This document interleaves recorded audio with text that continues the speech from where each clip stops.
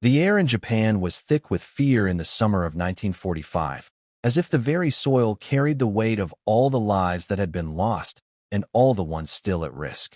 Rumors spread faster than fire in dry grass, and every whispered word from one villager to another was heavy with dread. The Americans are coming. Mothers clutched their children tighter. Fathers sharpened their tools not for farming but for defense, and elders told the youngest to stay hidden if foreign boots ever touched their streets. It wasn't courage that filled their hearts. It was survival, rooted in tales of brutal invaders, stories painted by propaganda that Americans were demons, ready to burn, kill, and destroy without mercy. In one quiet fishing village near the southern coast, families had already begun preparing for what they believed was inevitable doom.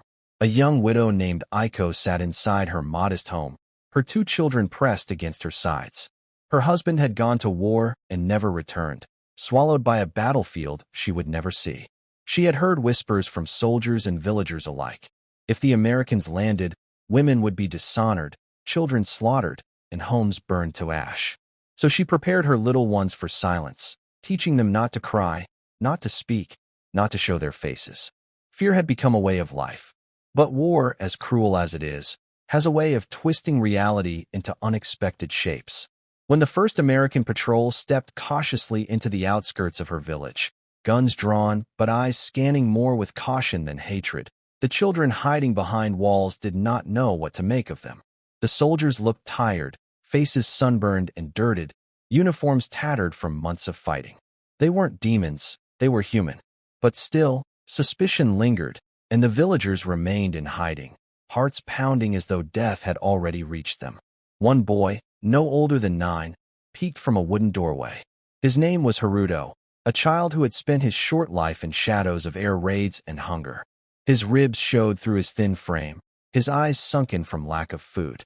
He didn't want to believe the stories, but he also couldn't ignore his stomach twisting with hunger. When one of the Americans noticed the boy, he froze, unsure whether to raise his weapon or lower it. Slowly, he reached into his pack and pulled out something simple yet extraordinary to that starving child: a piece of chocolate. The boy blinked, confused, then hesitated. In that moment of stillness, the weight of generations of hatred balanced on a single choice: take the gift or run in fear. His small hands, trembling, reached out. The soldier knelt, set the chocolate down on the ground, and backed away, keeping his rifle pointed down. Haruto grabbed the sweet quickly, as if expecting it to vanish, and shoved it into his mouth. His eyes widened at the taste, something he had never known before, something that felt like kindness. And with that, the walls of suspicion began to crack. The story of the chocolate spread quietly among the villagers. At first, they dismissed it as a trick. Surely, the soldier wanted to lure children closer, perhaps to use them as leverage. But then more stories came. A soldier carried a little girl to safety after she fell into a flooded ditch. Another shared water from his canteen with an old man too weak to walk. An American medic tended to a sick infant whose cries had kept a family awake in terror. Again and again, these acts chipped away at the hardened fear that had been drilled into the people. For Aiko, trust did not come easily. She kept her children hidden, but she watched from the shadows as the soldiers moved through the village. They did not burn the homes. They did not hurt the people.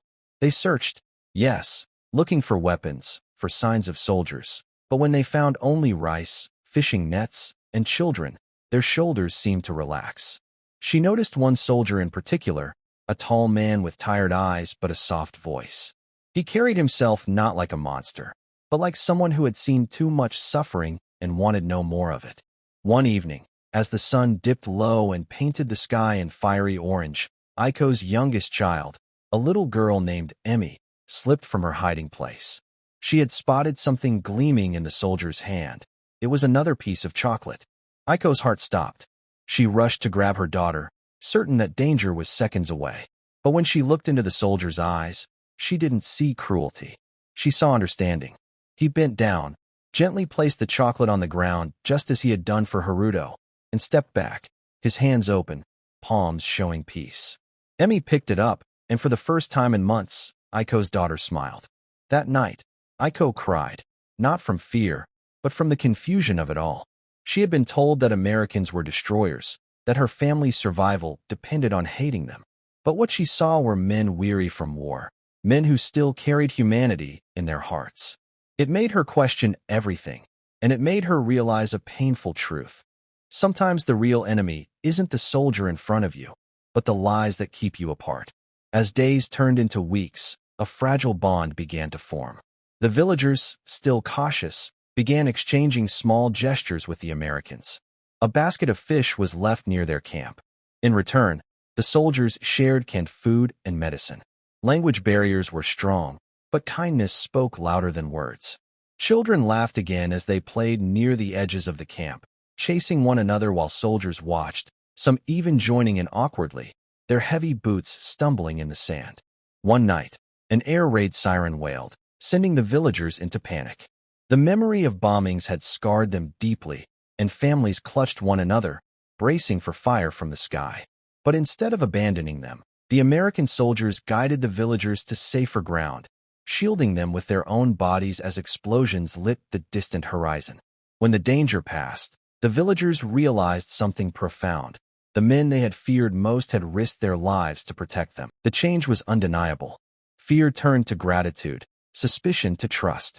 For Aiko, the transformation was deeply personal. She began to speak, haltingly, with the soldier who had shown kindness to her children. His name was James, a farm boy from Iowa who had been drafted into a war he never wanted. He spoke of cornfields, of snow in the winter, of a family waiting for him back home. She shared stories of her late husband, of fishing trips before the war, of her hopes that her children might one day grow without fear. Two worlds that had been taught to hate each other found common ground in something simple: shared humanity. What struck the villagers most was not just the soldiers' restraint, but their compassion. When a fire broke out in a nearby home, the Americans were the first to rush in, forming a line to save what they could. When disease threatened to spread, their medic treated villagers before even tending to his own blisters. In every action, they showed that war had not erased their decency. The children were the first to fully trust, their innocence untainted by years of fear. They learned to wave at the soldiers, to smile, even to mimic English words they heard. To the soldiers, those children became symbols of why they fought, not to destroy, but to ensure a future where laughter could exist again. Many of the men, hardened by loss, softened when they held a child's hand or heard them laugh. It reminded them of their own sons and daughters waiting back home, and it gave them hope that maybe this war would not only end but leave behind seeds of peace. Aiko realized something she had never dared to hope for. Her children were not growing up only in shadows. They were learning that even in the darkest chapters of history, kindness can pierce through fear. Years later, long after the war had ended, Haruto would tell his own children about that moment when an American soldier knelt before him and placed chocolate on the ground. He would tell them how that small act of kindness reshaped an entire village's view of the enemy. He would say that sometimes the stories we're told are not the truth, and that sometimes the people we fear most are the very ones who will save us. The lesson was clear, timeless, and powerful. Fear divides, but compassion unites. The war had brought devastation, yes, but in the quiet corners of occupied villages, it had also planted unexpected seeds of humanity. And those seeds grew into memories that outlived the gunfire, teaching future generations that even when nations clash, people can still choose to care for one another. In the end, what Japanese civilians never expected was that the American soldiers they feared so deeply would be the ones to save their children, not just from hunger or danger, but from growing up believing that kindness could not cross the boundaries of war.